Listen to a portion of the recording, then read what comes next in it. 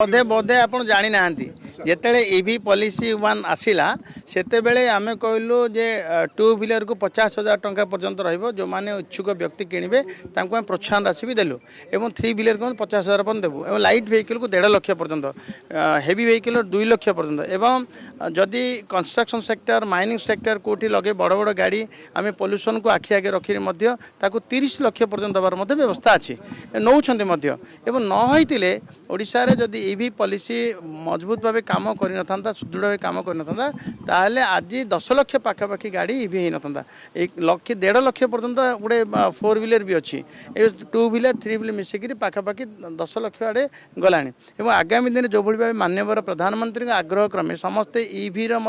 इच्छुक कले समस्ते भारतर आर्थिक स्थिति को सुदृढ़ करने और तैल संकट मुक्ति पाइबा समाधान बाट भी भारतीय मैंने खोजिले ओडिशा परिप्रेक्षी में ओडिशा सरकार जो भाई प्रोत्साहन दौरान ईवी रे टैक्स छाड़ ईवी परमिट ना ईवी रे आम प्रोत्साहन दौचु एवं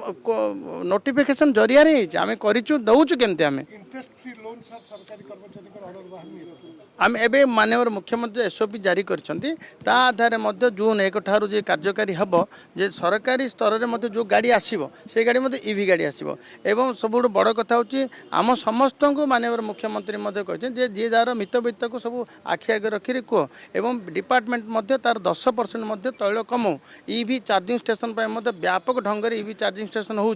भुवनेश्वर में आम तरफ इलेक्ट्रिक भाज जो देलु कंपानी को सी व्यापक ढंग लगाऊँ एवं एबे जो भाव माननीय मुख्यमंत्री प्रधानमंत्री आग्रह क्रमे अधिक अधिक आम चार्जिंग स्टेशन कथा ईवी व्हीकल कथा मुझे ईवी व्हीकल चलाऊँ मोर ईवी व्हीकल गोटे दिन खराब होगला मुझे अपेक्षा न करी आउ गोटे ईवी व्हीकल केमती किना भड़ा को लेकिन चलाऊँ नुआ गाड़ी किणवा ये ठीक न जदि भड़ा को मिलूँ उपलब्ध होमें नवा एवं समस्त को आग्रह अच्छी ईवी व्यवहार करने।